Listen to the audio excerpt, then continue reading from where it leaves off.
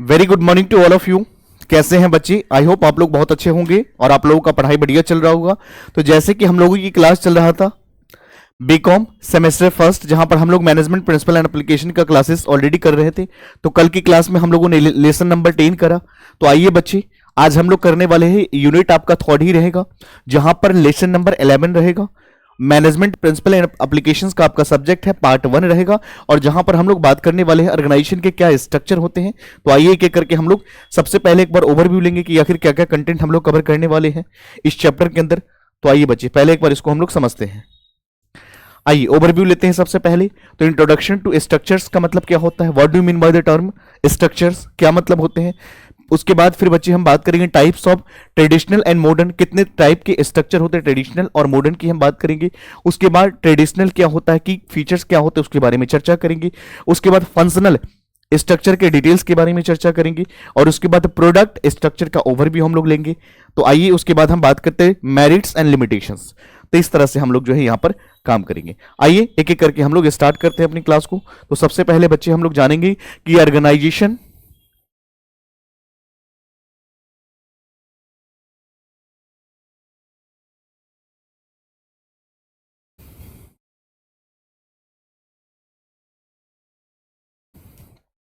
आइए सबसे पहले हम लोग समझेंगे ऑर्गेनाइजेशन के स्ट्रक्चर का मतलब क्या होता है इसके बारे में। तो यहां पर लेक्चर नंबर आपका 11 रहेगा, जहां पर हम लोग बात करेंगे management principle and applications presented by Rakesh sir commerce classes. सबसे पहले बच्चे आइए हम लोग बात करेंगे यहां पर कि व्हाट इज ऑर्गेनाइजेशन स्ट्रक्चर, क्या मतलब होता है एक ऑर्गेनाइजेशन के स्ट्रक्चर का मतलब आप क्या समझते हो उसके बारे में हम लोग चर्चा करेंगे। तो सबसे पहले what is organisation structure. Organisation के स्ट्रक्चर की अगर हम बात करें, दो शब्दों से मिलकर के बना है ऑर्गेनाइजेशन प्लस स्ट्रक्चर। तो organisation structure refers to the framework that outlines how activities, कैसे करके एक activities such as task allocation, जहां पर टास्क एलोकेशन की बात करी जाती है, कोऑर्डिनेशन की बात करी जाती है, जहां पर सुपरविजन की बात करी जाती है, and directed towards achieving organisational goal. तो जब भी अगर हम बात करते हैं ऑर्गेनाइजेशनल स्ट्रक्चर की, तो यहां पर हमें यह बात करना होता है कि हम अपने एक्टिविटीज को कैसे करें, यानी टास्क को कैसे एलोकेट किया जाए, टास्क को कैसे बंटवारा किया जाए, और उसके बाद कोऑर्डिनेशन कैसे किया जाएगा एक ऑर्गेनाइजेशन के अंदर, सुपरविजन कैसे किया जाएगा, डायरेक्टेड, जिससे कि ऑर्गेनाइजेशन की जो ऑब्जेक्टिव्स है, ऑर्गेनाइजेशन की जो डिजायर गोल है, कैसे हम उसको अचीव कर सकें, हम इसके बारे में यहां पर चर्चा करते हैं बच्चे। तो आई होप आपको ये समझ में आ गया होगा कि ऑर्गेनाइजेशन स्ट्रक्चर वो स्ट्रक्चर होता है, वो प्रोसेस होता है जहां पर हम एक्टिविटीज को जान पाते हैं कि कैसे हम यहां पर टास्क को एलोकेट करें, कोऑर्डिनेशन कैसे किया जाए, कैसे मैनेजमेंट किया जाए, कैसे हम यहां पर सुपरविजन करेंगे, जिससे कि हमारा ऑब्जेक्टिव क्या होता है, ऑर्गेनाइजेशन की गोल को, ऑर्गेनाइजेशन के टारगेट को पूरा करना होता है। इसीलिए तो हम यहां पर ये सब सारे एक्टिविटी करते हैं। तो इस तरह से हम लोग यहां पर बात करते हैं। तो ऑर्गेनाइजेशन स्ट्रक्चर वो स्ट्रक्चर होता है बच्चे, वो फ्रेमवर्क होता है जो हाउ एक्टिविटी, कैसे करके काम किया जाएगा उसके बारे में, टास्क को एलोकेशन, जैसे कि टास्क को एलोकेशन कैसे किया जाएगा, सुपरविजन कैसे किया जाएगा, कोऑर्डिनेशन कैसे किया जाएगा, ये सारे के सारे, ताकि इन एक्टिविटीज को करते हुए एक ऑर्गेनाइजेशन जो है अपने गोल को अचीव करती है। समझ में आ गया? पॉइंट्स क्लियर है? तो आइए बच्चे हम लोग इसका इंपॉर्टेंस के बारे में चर्चा करेंगे। सबसे पहले हम लोग जानेंगे इसका इंपॉर्टेंस क्या है। तो आइए एक बार हम लोग आगे बढ़ेंगे। आइए बच्चे, तो सबसे पहले हम यहां पर बात करते हैं इंपॉर्टेंस क्या है। तो establishes clarity in roles and responsibility. बच्चे यहां पर ऑर्गेनाइजेशन के स्ट्रक्चर के अंदर यहां पर किसका क्या रोल होगा, क्या किसकी रेस्पॉन्सिबिलिटीज होगा, उसकी क्लैरिफिकेशन दिया जाता है। उसके बाद facilitates smooth communications and work flow. यहां पर क्या होता है बच्चे, किसका क्या काम होता है, क्या किसका टास्क होता है, किसका क्या रोल्स होता है, किसका क्या ड्यूटीज होगा। यहां पर अगर हैंडओवर कर दिया जाएगा, वर्क को डेलीगेट कर दिया जाएगा, काम को डेलीगेट कर दिया जाएगा, और यह बता दिया जाएगा कि आपका काम यह है, इनका काम ये है, मिस्टर एक्स है इनका काम ये है, मिस्टर वाई है इसका काम ये है। तो यहां पर क्या होगा, वर्क का फ्लो बन जाएगा, कम्युनिकेशंस में दिक्कत नहीं आएगी। तो facilitate smooth communications and work की फ्लो बन जाती है। उसके बाद align task with the organisation strategies goal. यहां पर अलाइन किया जाता है task with the organisational strategies goal. This is called organisation structure. और ये बच्चे इसका इंपॉर्टेंस है, ये इसका महत्व है, क्योंकि एक ऑर्गेनाइजेशन की अगर बात करें, ऑर्गेनाइजेशन स्ट्रक्चर के अंदर क्या होता है, यहां पर एक वो फ्रेमवर्क होता है जहां पर आपको बताया जाता है कि कैसे करके एक्टिविटी करोगे, जैसे कि वर्क टास्क को एलोकेट कैसे किया जाएगा, यहां पर कोऑर्डिनेशन कैसे करोगे टीम के साथ, यहां पर मैनेजमेंट कैसे करोगे, यहां पर सुपरविजन कैसे करोगे, ये सारी एक्टिविटीज आपको कहां पर बताया जाएगा, कहां पर सिखाया जाएगा, ऑर्गेनाइजेशन के स्ट्रक्चर के दौरान। समझ में आ गया। इसकी इंपॉर्टेंस की बात करें तो यहां पर क्लेरिफाई करती है रोल्स किसका क्या होगा, क्या किसका रिस्पॉन्सिबिलिटीज होगा, इन सभी चीजों के बारे में यहां पर बताते हैं, जिससे कि एक ऑर्गेनाइजेशन की गोल को हम अचीव कर पाए। आया बात समझ में। चलिए बच्चे हम लोग आगे बढ़ेंगे। आइए, जब हमें पता चल चुका है कि ऑर्गेनाइजेशन स्ट्रक्चर क्या होता है, तो अब हम इसके टाइप्स के बारे में जानेंगे, क्या इसके प्रकार है बच्चे, आइए उस पर चर्चा करते हैं। तो सबसे पहले यहां पर हम लोग बात करेंगे कि टाइप्स ऑफ ऑर्गेनाइजेशन स्ट्रक्चर कितने होते हैं। तो आइए बच्चे यहां पर टाइप्स ऑफ ऑर्गेनाइजेशन स्ट्रक्चर की अगर हम बात करें तो यहां पर हमें मुख्य रूप से यह ध्यान देना है ऑर्गेनाइजेशन स्ट्रक्चर। तो की टाइप्स ऑफ ऑर्गेनाइजेशन स्ट्रक्चर की बात करें बच्चे तो यहां पर दो तरह के, एक ट्रेडिशनल ऑर्गेनाइजेशन स्ट्रक्चर होते हैं, एक होते हैं आपके मॉडर्न ऑर्गेनाइजेशन के स्ट्रक्चर्स। ट्रेडिशनल क्या होते हैं, जो परंपराएं पुराने रीति रिवाज के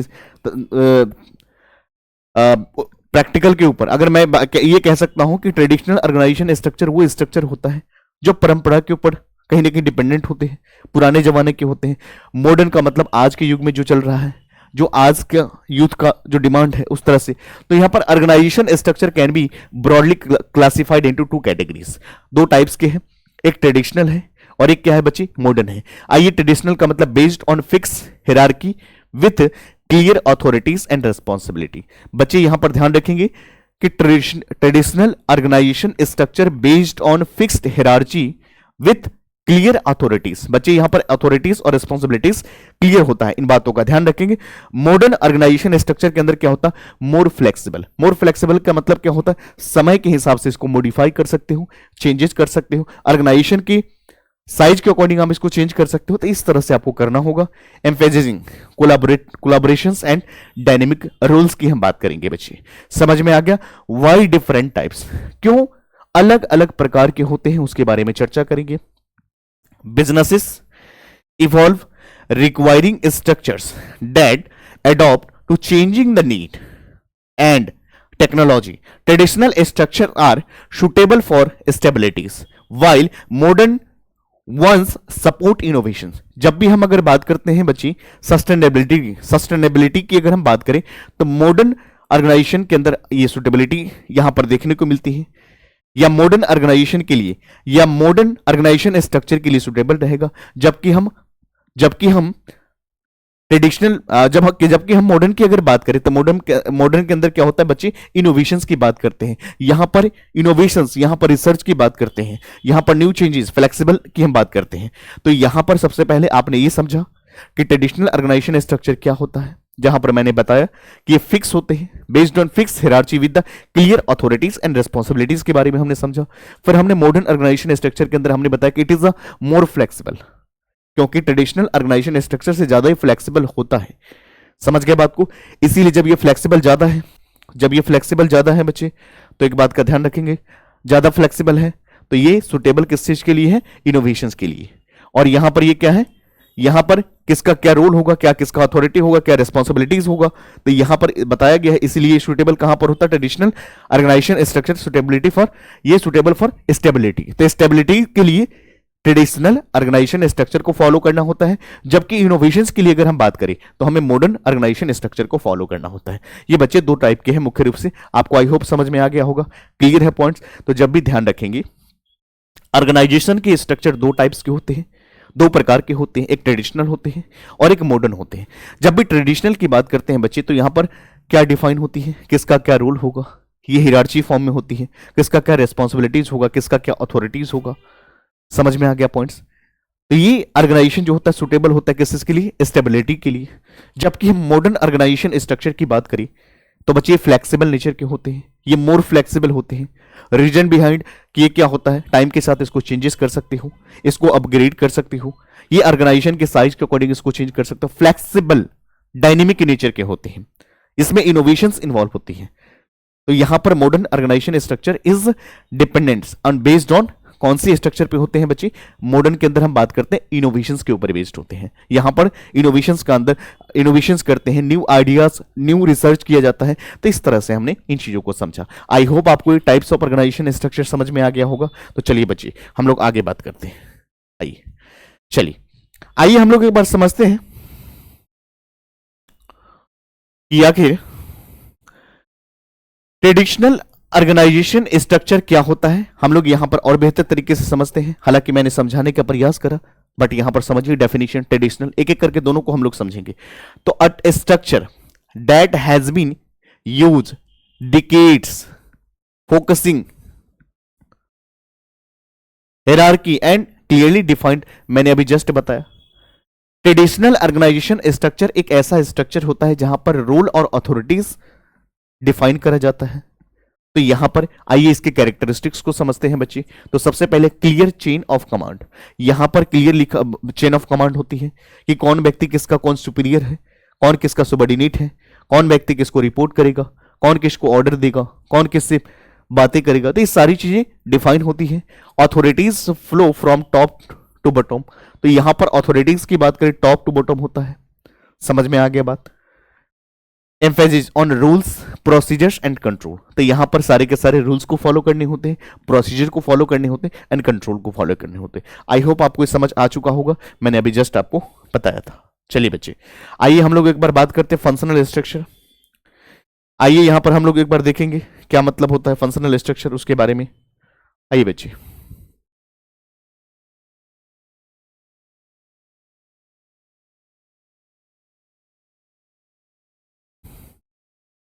चलिए फंक्शनल स्ट्रक्चर क्या होता है।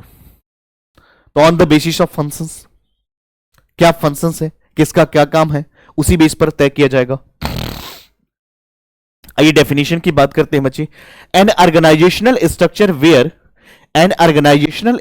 Where the company is divided into departments based on functions like marketing, production and finance. सबसे पहले मैं आपको यह बता दूं बच्ची, फंक्शनल ऑर्गेनाइजेशनल स्ट्रक्चर वो स्ट्रक्चर होता है जिसको डिसीजन मेकिंग किया जाता on the basis of functions. आपका काम क्या है, काम की वजह से आपको जाना चाहेगा, जिसका जो काम है वही। तो यहां पर अगर बात करें बच्ची कि एक ऑर्गेनाइजेशन के स्ट्रक्चर, एक कंपनी, एक मॉल वगैरह जो होते हैं, मॉल वगैरह जानते होंगे आप लोग, तो उसमें बहुत सारे डिपार्टमेंट्स होते हैं, जिसका जो काम है वही डिपार्टमेंट्स है। तो बच्चे यहां पर एक ऑर्गेनाइजेशन स्ट्रक्चर की बात करी जाती है, एक ऑर्गेनाइजेशन के स्ट्रक्चर की बात करी जाती है जहां पर companies is divided into departments. बच्चे यहां पर कंपनी के अंदर डिपार्टमेंट, बहुत सारे डिपार्टमेंट, सब डिपार्टमेंट्स होते हैं, जहां पर फंक्शंस के बेस पे तय किया जाएगा किसका काम है। जैसे मार्केटिंग का है, प्रोडक्शन का है, फाइनेंस का है।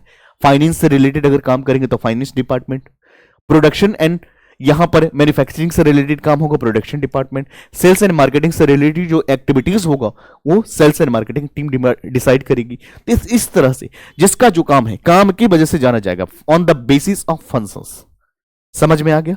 This is called functional organisational structure. आइए बच्चे इसके की फीचर्स को समझते हैं। Each department specialised in a specific functions, बिल्कुल सही बात है।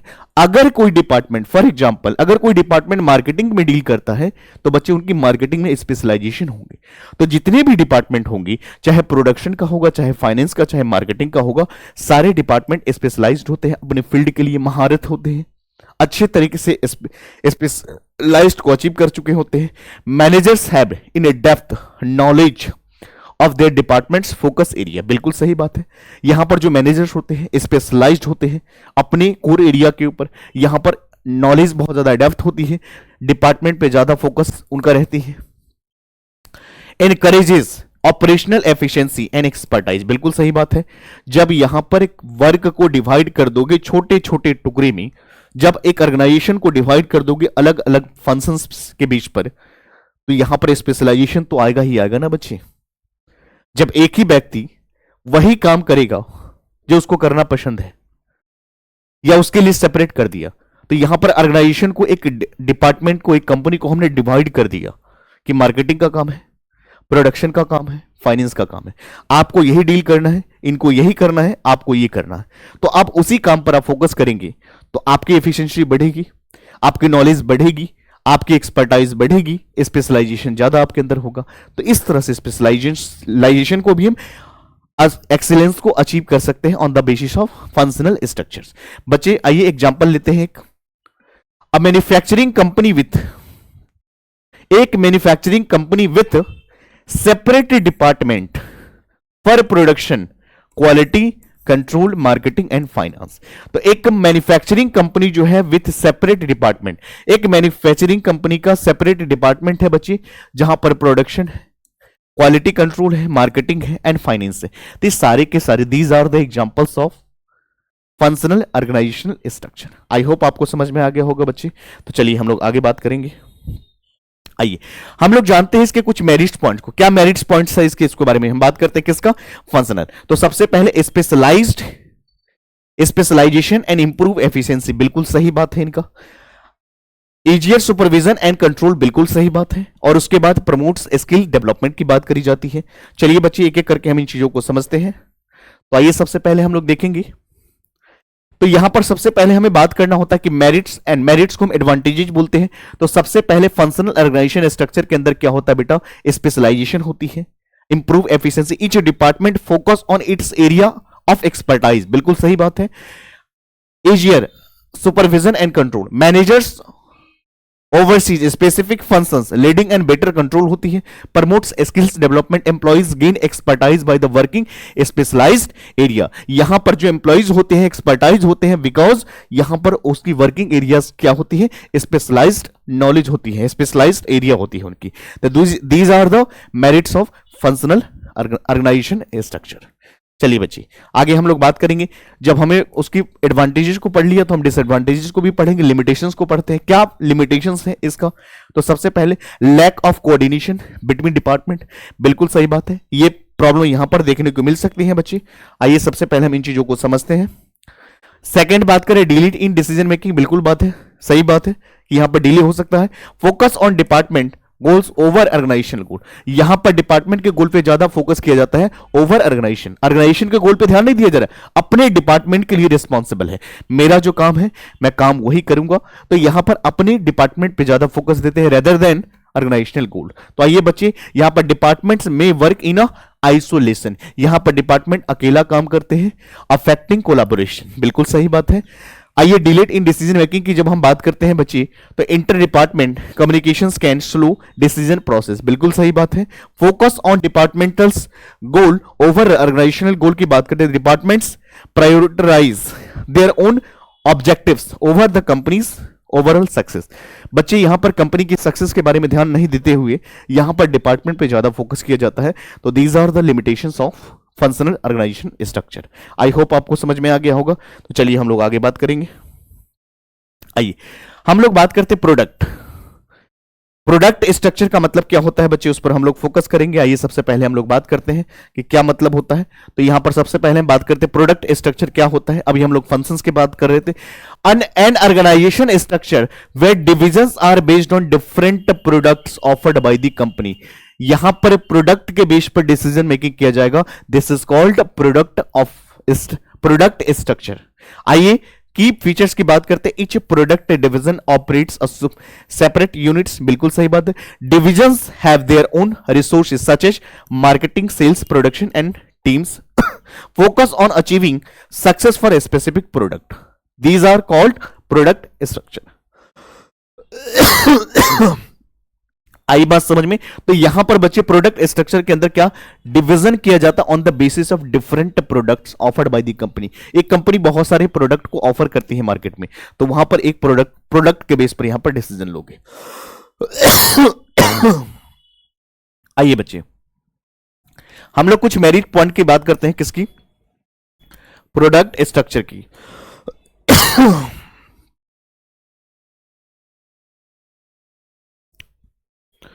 तो यहां पर क्या है? फोकस ऑन स्पेसिफिक प्रोडक्ट, एक प्रोडक्ट पे फोकस किया जाता है। फास्टर डिसीजन मेकिंग की बात करी जाती है। क्लियर अकाउंटेबिलिटी क्लियर होता है। Etch division is responsible for its product success and failure. यहां पर अगर बात करें बच्चे, अकाउंटेबिलिटी बहुत ज्यादा क्लियर होती है। जितने भी डिवीजन होते हैं, जितने भी डिवीजन होते हैं वो रिस्पॉन्सिबल होते हैं अपने प्रोडक्ट और सक्सेस और फेलियर को लेकर के।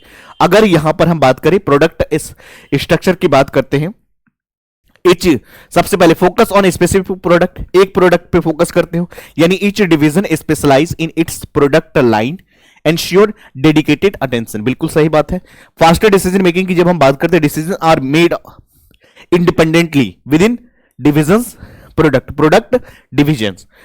क्लियर अकाउंटेबिलिटी इसकी बात करते हैं, ईच डिविजन इज रिस्पॉन्सिबल, जितने भी डिवीजन होते हैं सारे रिस्पॉन्सिबल होते हैं अपने प्रोडक्ट को या तो सक्सेस कर सकते हैं फेलियर कर सकते हैं, इसके लिए रिस्पॉन्सिबिलिटी उनकी खुद की होती है। समझ में आ गया पॉइंट्स? ये सारे के सारे क्या था, मेरिट्स था किसका, प्रोडक्ट स्ट्रक्चर का। चलिए हम लोग आगे बात करेंगे, कुछ हम लिमिटेशंस की बात करते हैं बच्चे, क्या लिमिटेशंस है आइए इस पर हम लोग चर्चा करेंगे। तो आइए सबसे पहले हम लोग देखते हैं क्या इसमें है, duplications of resources, higher cost, उसके बाद conflict between the product and divisions. बच्चे क्या मतलब होता है, तो डुप्लीकेशंस ऑफ रिसोर्सेस की बात करें, मल्टीपल डिविजन्स में यूज द सेम रिसोर्सेस, बहुत सारे जो यहां पर डिविजन्स की अगर हम बात करें, मल्टीपल डिविजन्स जो है सेम रिसोर्सेज का यूज कर रहे हैं, जिससे क्या होगा, इनएफिशिएंसी क्रिएट हो सकती है। हायर कॉस्ट की बात करते हैं, managing several divisions increases overall expenses, जिसके वजह से क्या होगा, ज्यादा कॉस्ट बढ़ने की संभावना है। तो यहां पर हायर कॉस्ट हो सकते हैं क्योंकि मैनेजिंग सेवरल डिविजन्स, बहुत ज्यादा डिविजन्स को हमें मैनेज करना होता है, जिसकी वजह से हम ओवरऑल एक्सपेंसेस जो है ऑर्गेनाइजेशन की बढ़ जाती है। Conflict between the product and divisions में compete against each other rather than collaborated। I hope आपको समझ में आ गया। तो these are the limitations of product structure. I hope आपको समझ में आ गया होगा, क्लियर है पॉइंट्स। चलिए हम लोग आगे बढ़ेंगे। आइए बच्चे, आज की क्लास की अगर बात करें पार्ट 1 के अंदर हम लोगों ने ऑर्गेनाइजेशन स्ट्रक्चर के अंदर जो जो चीज अभी तक हमने करा एक बार उसको रिकैप करते हैं। तो सबसे पहले इंट्रोडक्शन की हमने बात करा, organization structures defines task, allocations, coordinations, supervision to achieve goal. Types of structure की बात करें, ट्रेडिशनल स्ट्रक्चर और एक मॉडर्न स्ट्रक्चर होता है। ट्रेडिशनल में क्या करते हैं, यहां पर clear roles and responsibility define होता है, जबकि मॉडर्न स्ट्रक्चर फ्लेक्सिबल होते हैं, प्रमोट करते हैं कोलैबोरेटिंग एंड एडॉप्टेबिलिटी। बिल्कुल सही बात है। फिर हमने ट्रेडिशनल स्ट्रक्चर के अंदर हमने बात करा functional structure, divides organization based on function जैसे मार्केटिंग और फाइनेंस। उसके बाद मेरिट्स की बात करें, specialization, easier supervision, promotes skills and development. Limitations के अंदर lack of coordination, slow decision making and department focus. Product structure के अंदर defined organize divisions on the basis of product. Merits के अंदर प्रोडक्ट पे फोकस करते हैं, फास्टर डिसीजन होती है, क्लियर अकाउंटेबिलिटी होती है। लिमिटेशंस के अंदर resources duplications, higher cost and divisional conflict होने की संभावनाएं भी आपको देखने को मिल सकती हैं। तो इस तरह से बच्चे मैंने पार्ट 1 कराया, पार्ट 2 हम लोग अगली क्लास में मिलेंगे। यहां तक आप लोग रिवाइज करिए। अगर आपका कोई सवाल होता है कमेंट्स, कोई अगर आपका डाउट्स होता है तो कमेंट सेक्शन में हमें जरूर बताएं। आपको क्लास कैसी लगी जरूर बताएंगे। बाकी नोट्स के लिए, पीपीटी के लिए हमारे टेलीग्राम को ज्वाइन करें, वहां से आपको मिल जाएगा। ठीक है बच्चे, बाकी पढ़ाई करिए, इस तरह से शेयर करते रहिए। बाकी हम लोग मिलते हैं अगले पार्ट के अंदर। बाकी यहां तक आप लोग करिए। Thank you so much, take care.